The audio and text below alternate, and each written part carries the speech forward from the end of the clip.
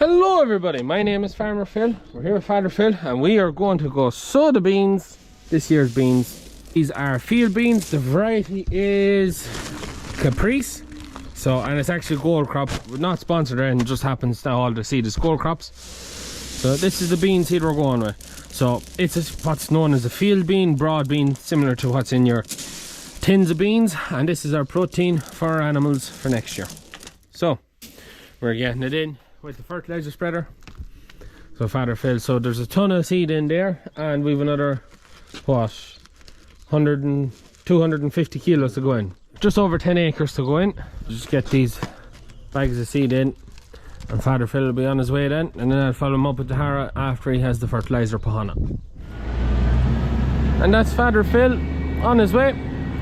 So once he gets he's going to spread the beans and then he's going to go back spread the fertilizer. Then I'm going to go up and harrow it. And the reason we're going with the 7618 on the harrow, it's his first outing on the harrow, just around the corner there, the stone fork, waiting to go, is because the 99 is too heavy to go straight into plough ground. So the beans are getting spread onto plough ground and we're going to disc it once, leave it. But the 99 is too heavy and the harrow isn't able to fill the tracks that the tractor leaves behind without dragging hips of clay. So we're hoping the 7618, that bit lighter, the new tires on it, should be okay, fingers crossed.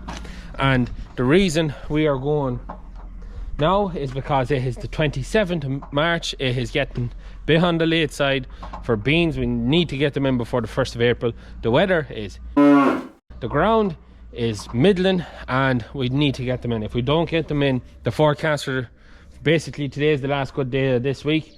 So after this week it brings us into April and it's too late for beans then. The later you sow beans, the later the harvest. The later the harvest you're on into October, shorter days, wetter weather, very hard to get them dry. While I wait to get that phone call, I'm going to get a lot of cattle fed and see how I'm fixed then, and if I have some time, go do a light bit of fencing to get ready to get some more cattle out. Yeah, it's just the weather hasn't been very kind to us in the month of March, but the old saying was true though.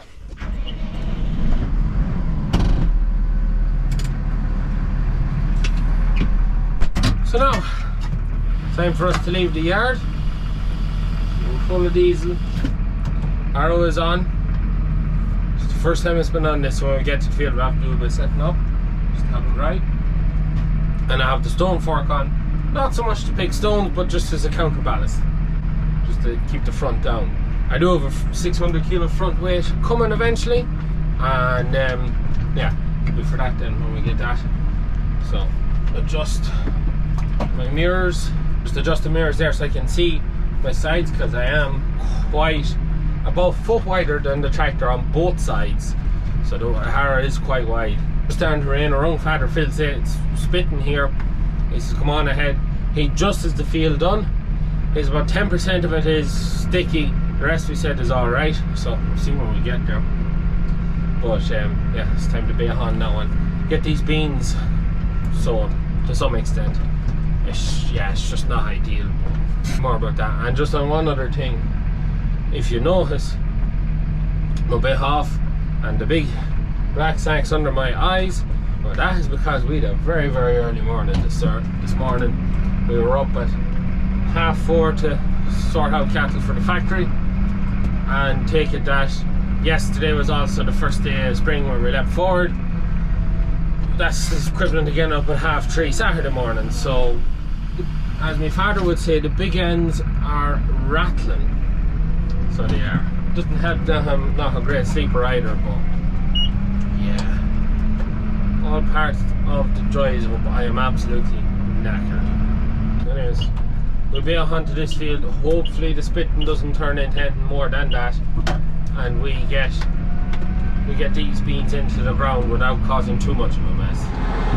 The first unfolding of the harrow this year,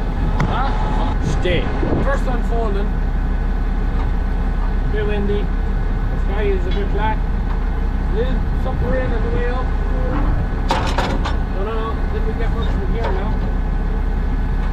We're in the field. Father Phil is shaking the fertilizer there, go out, and Yeah, it's a bean. We didn't plough this headland because this is part of the wettest end of the field. Didn't think it would do much for it. You can see the beans, see the fertilizer. So we'll harrow the headland, but all we were afraid of was it'd be very hard ploughed, and it's just wet. But it's only a small headland this end of the field anyways.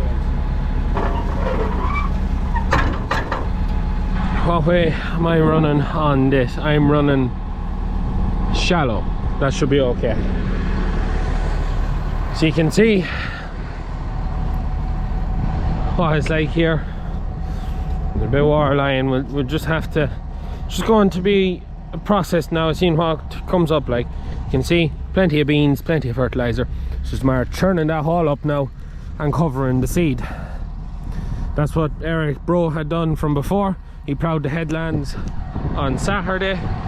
So yeah, we'll start along that headland and we'll see how this goes. It's now or never for the beans, and they're on the ground now, so we better get them disciplined. Don't have the benefit of having my headland management and my auto steer. Father Phil's using the auto steer, or using the Trimble anyways, to put out that fertilizer. Because of headland management, but I don't think it works without the screen. I'm not sure. So yeah, bear with me now and we'll see how this goes. So just get out and see how it's doing. Ground isn't too bad up this end. It's quite sticky down the other end now. You took the plough match yesterday, weren't you? Yeah. So you can go home. Sticky now. It's so better than last year.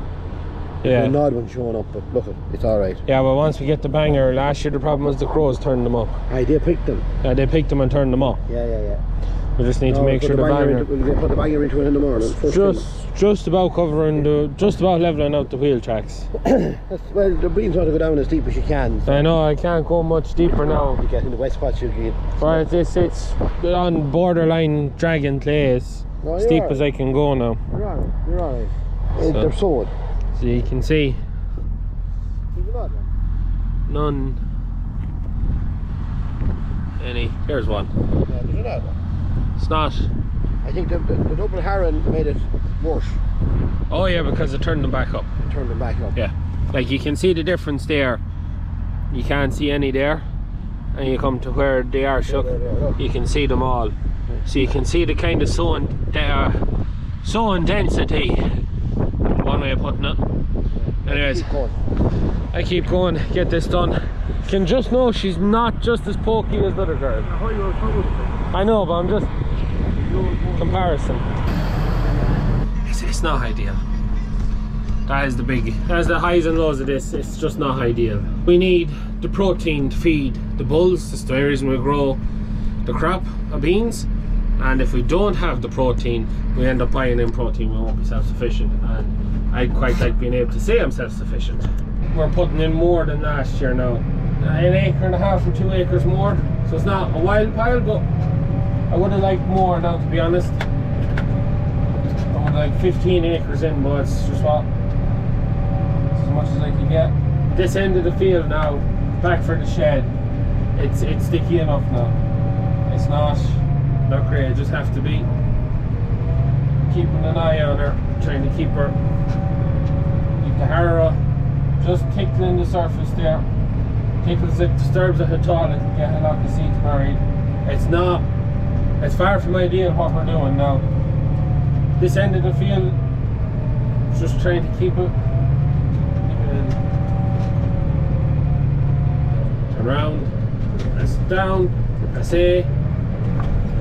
We hear her up into D. She's not just pulling in E as good now. I'd normally be doing 12 kilometers an hour in the 99, whereas just pushing her into E now, she comes under pressure very quick if the harrow starts to drag a bit of clay, which can catch you out quite quickly if you're talking to the camera and not paying attention. We're getting the seed buried, that's the main thing. Last ditch effort. We won't have as good a yield as we potentially could have had, but we'll still have something, which is better than nothing. Our original plan was, we didn't plan on doing this way this year. We had planned on using a drill. And we were looking at a drill in Johnston's Machinery in Longford.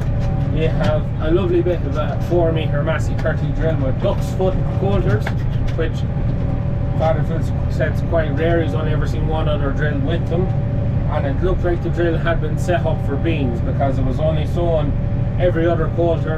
It had half the coulters blocked off. It had these duck's foot coulters. It had double springs on the coulters, so it was going to keep the pressure pulled into the ground. And we had planned on getting the use of it to see would it work as well as we thought, and then if it did, we'd buy it and we'd be able to scrap our own 4 metre into it, because it was missing a few things. It didn't have a transport kit and it didn't have any of the pipes for the coulters, but we have all them on our 4 metre. But our 4 metre is a disc drill, not a duck's foot. Fortunately, not this year, maybe next year, and it is something we very much did want to do. Last year's crop of beans that we put in, we done it the same way as this. I think we may have harrowed it twice after shaking, which was definitely a bad job. I want to harrow it once, because you go for that second harrow, you're more likely to turn up the beans that you're only after burying, or that was one of our conclusions. Another one was that we weren't getting, like, the seed is randomly buried. That's the only way I put it. Everything about this job is random. There's no, you can't call it seed placement or anything like that. It is basically at random. Some seed could be 3 inches deep, some seed could be 5 inches deep, some seed could be just covered with soil. And the issue we had last year was the birds, the crows, they went mad into the field after we sowed it, and they turned up a heap of seed. And that left us with a poor yield last year, because we didn't have the density of plants we'd like to have had. Fingers crossed, it turns out better than last year. First year we done it with the fertilizer spreader, with the Amazon spreader, we mini-tilled it. That was a superb job. No bother doing it that way again, but just with the ploughing it first and then harrowing it in, just didn't seem to work for us last year as good. But hopefully next year we'll have got ourselves a nice drill that will sow beans, or maybe, if we are lucky, a 1-pass drill. Last year we saw this with the Pottinger drill, and it worked out very, very well, and I'd very much like to get my hands on one, but not for this year. Maybe next year.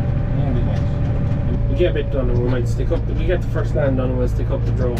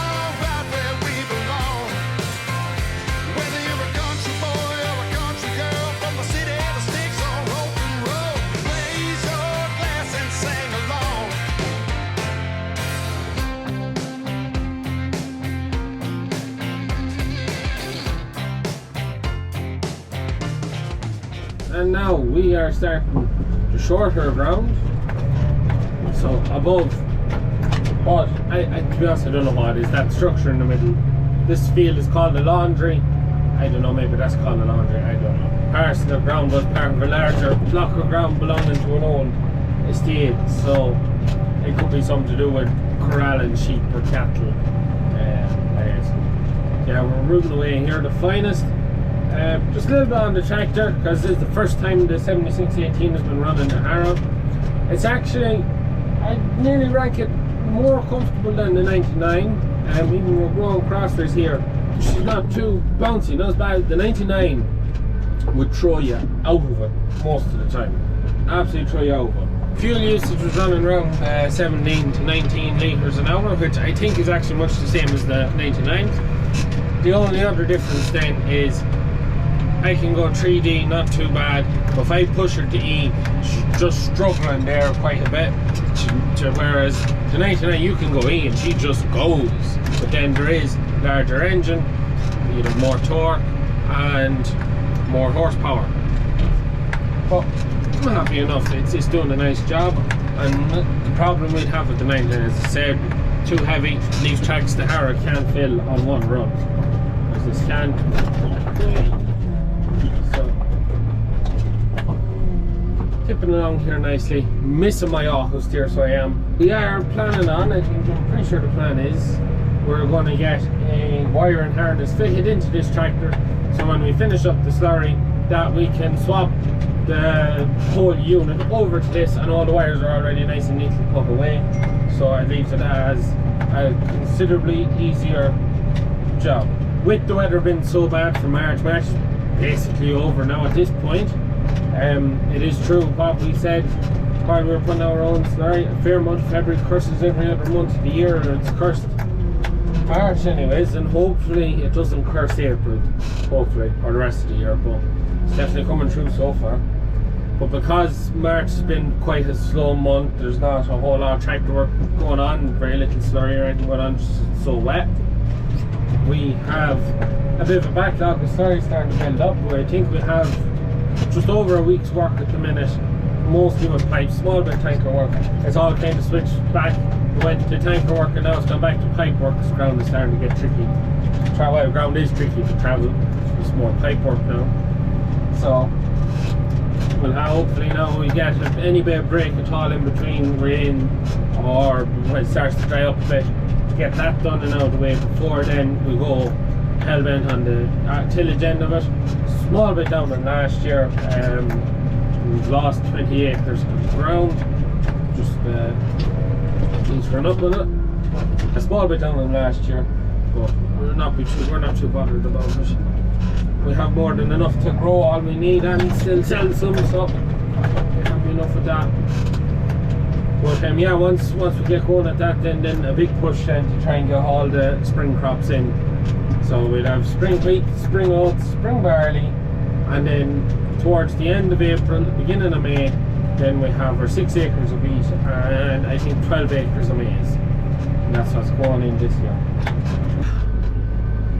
We get these beans in.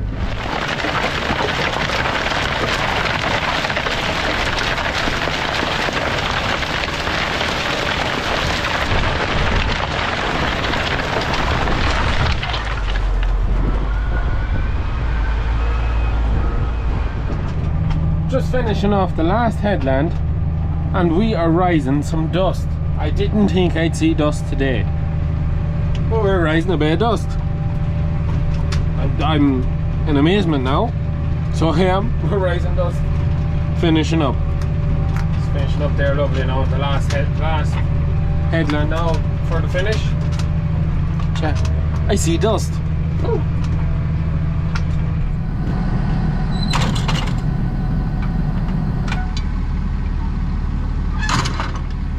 Has us folded up, ready for home, and that's the field done. It actually harrowed up not too bad. I'm, you know, pleasantly happy. Area's just down there, across there. Might have a few little, well, no, it's a few tracks, but there's not much I can do about it. But all in all, and our coverage, seed coverage seems to be quite good. Like, there's a handful you'll find, but all in all, quite happy with that. Next, for here, up in the morning, get the banger out, keep them us off it, in case they do the same damage as was done last year, and that really did affect the yield quite a bit. And yes, if you're wondering, that's the light to say, remind you she needs to be serviced. So, like, get that done some of the wet nights, bring her around and change oils. After that, then Father Phil has to come up. We have to dual up the Ford sprayer, the Schaefer self-propelled sprayer, put the jewels on in big wheels.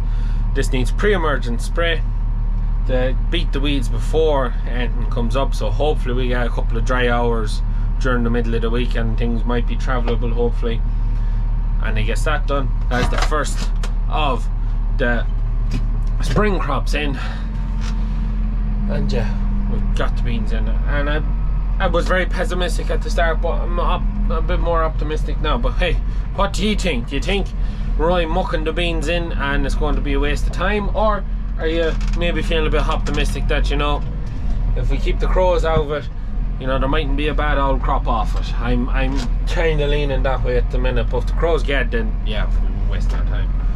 But yeah, let me know in the comments down below. And that is really it for today's video. The first of the spring crops in.